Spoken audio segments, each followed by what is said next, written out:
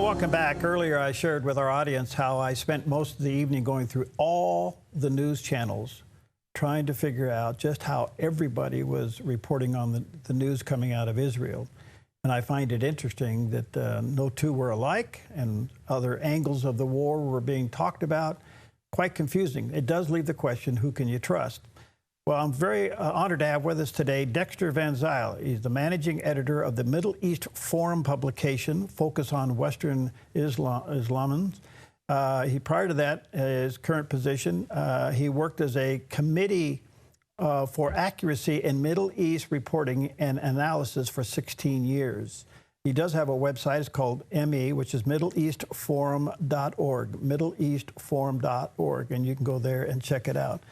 Dexter, good to see you. How are you? Good. It's good to be here. How are you? Fine. Where are we getting you from? Where are you? I am in Boston. Okay. Well, the Middle East Forum is headquartered in Philadelphia, and I probably could have driven up to your offices. Who knows? Good. Well, thanks for your time. Good to see you. So what's your take on the war in Israel? I think I just listened to Robert Spencer, and Hamas must be destroyed. That's the bottom line. Hamas must be destroyed, and its allies here in the West, and particularly the United States and in the United Kingdom and Europe, need to be sidelined and marginalized effectively. That's really what needs to happen. Hamas needs to be destroyed, and it needs to be replaced by some form of good governance so that the Palestinians don't have to go through this, and the Israelis don't have to go through this ever again. This time, this war, this breakout has been in real time across the television screens of the world. The whole world's watching this in real time, so it's a little bit different. People are actually saying that Hamas has provoked this, has started it, killing innocent people. Do you think that makes a difference? For a few days. For a while, it will make a difference, and it may actually have a permanent effect on the opinions of some people. Juan Cole, who has been an anti-Israel extremist for a long time, he's one of these commentators that we watch at the Middle East Forum, and we regularly laugh at just how unhinged some of his commentary is. And he said Hamas has committed war crimes, and he said that they need to be brought before the International Criminal Court. And so it's very clear to a lot of people that Hamas engaged in terrible atrocities that need to be punished. But whether or not the outrage will actually survive Israel's counteroffensive and effort to essentially a necessary effort to destroy Hamas, that's another thing. I was listening to Chris Mitchell earlier on your show, and one of the things that he said, and you mentioned that with Robert Spencer, is that once Palestinians start getting killed by Israeli ordnance, essentially there are going to be some parts of the body politic in the West that's going to say, okay, time for a ceasefire. But when you are dealing with an organization that essentially engages in unremitting savagery that's worthy of, the 7th century, the type of violence that you saw against Christians perpetrated, living in the Byzantine Empire, children slaughtered, women raped in an open field, and people being beheaded.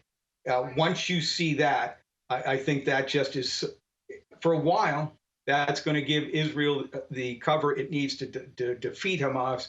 But eventually, after a while, the Palestinians are going to get in front of the camera, and some of the outrages that they are going to endure are going to be fabricated for sure.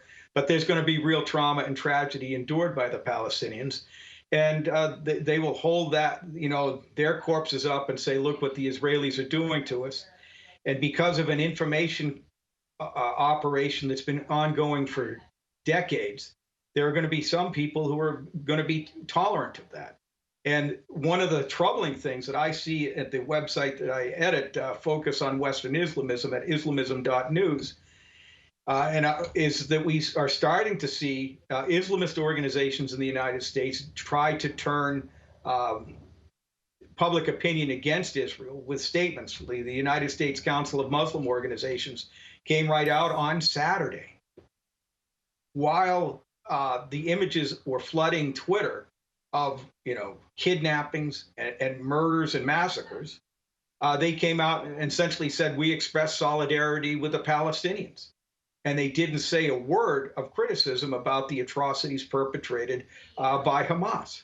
And one of the reasons why is because there are organizations that are part of the United States U.S. Council of Muslim organizations, right, that are essentially affiliated with Hamas or have their roots in the Muslim Brotherhood, which essentially was one of the founding institutions for Hamas. Mm-hmm. And so this is the issue that we're struggling with. This is that we have people who are openly advocating and defending Hamas's atrocities and violence, which is, I'm shocked, but I shouldn't be. I should not be shocked, but I still am. Part of my discovery last night was how much time was given to the demonstrations pro-Hamas in New York City. And I guess we have about 8 or 9 members of Congress that are very much pro-Hamas, many of which we know are called the Squad. What do you think, and how would you assess the current international community response so far? I think it's bifurcated. There are some people that understand the horror. But then at the same time, there's a whole bunch of people, particularly at the United Nations, that stood in silence for the Palestinian victims of violence, as if there was an equivalent, who have essentially been hoodwinked into thinking that Islamist violence and jihadist violence is basically an extension of the liberal progressive agenda for liberation. Okay?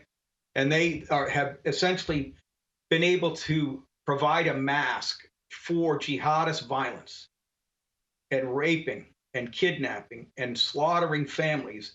They are able to provide a progressive mask, a liberationist mask for that type of violence. And that's the result of an information campaign that has been going on for years. And, what has happened is that the narrative goes like this.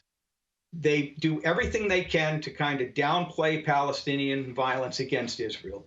And they do everything they can to problematize Jewish self-defense. And the problem is that that's done not just against Israel. That's being done against Western countries in general.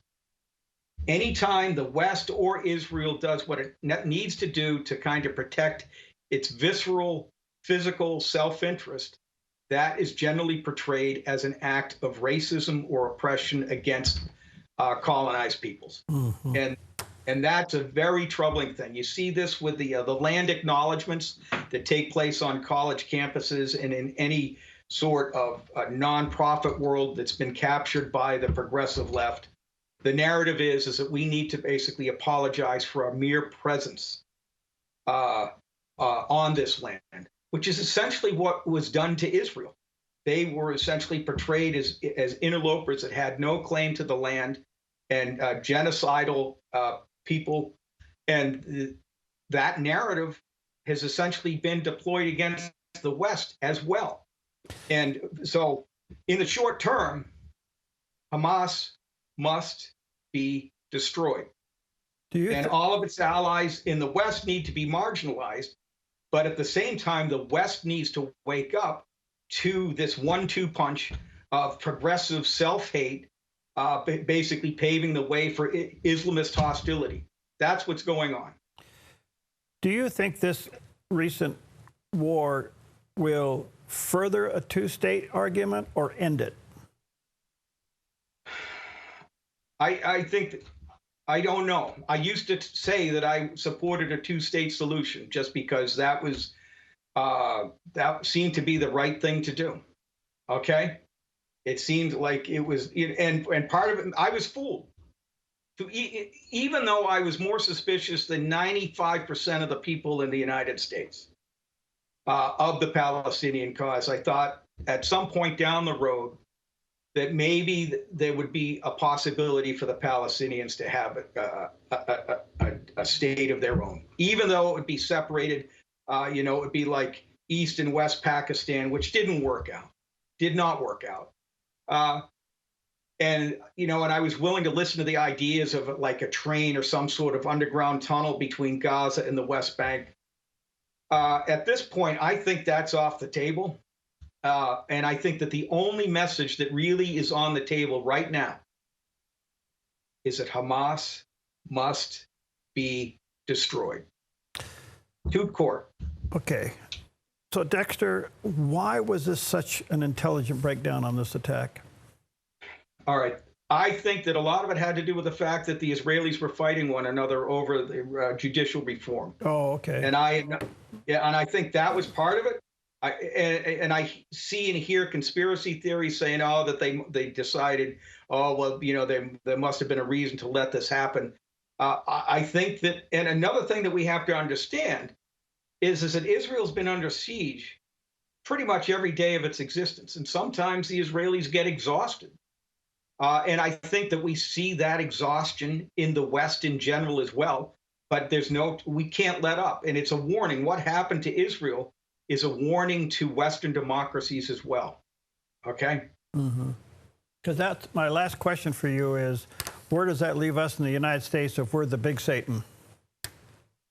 Well, I think, first of all, I think, one, Hamas must be destroyed. And secondly, we need to challenge, do what we have to do to basically isolate and marginalize Iran should things escalate. But as far as what does that mean? Islamism is a threat. But the only reason it's a threat is because we've lost faith in ourselves. We've lost faith in our history. We've lost faith in our culture. And I think that it's time for some form of restorationism to take place. And I think once we get us, and for me, that means going to church every Sunday. I know that doesn't sound very glamorous, but that's one of the things that I do. And I think we should encourage our children to have children and to serve in the military. Okay, I know that sounds basic. It's not very glamorous. It's basic, but what else we got? Well, it is the answer. It is the answer. I mean, we have to return to the origin of the faith of our country. As simple as that. Judeo-Christian belief system is what made this great, and it can continue to be the glue if we just go back there. Right. Hey, listen, you're fascinating. Can we get you back? Absolutely. All right, let me say to our viewers and listeners, he's got a couple of websites, meforum.org, check that out, that's Middle East, and islamism.news, check that out as well. Dexter, thank you. Bless you, friend. Thank you so much. Let's stay connected. Absolutely.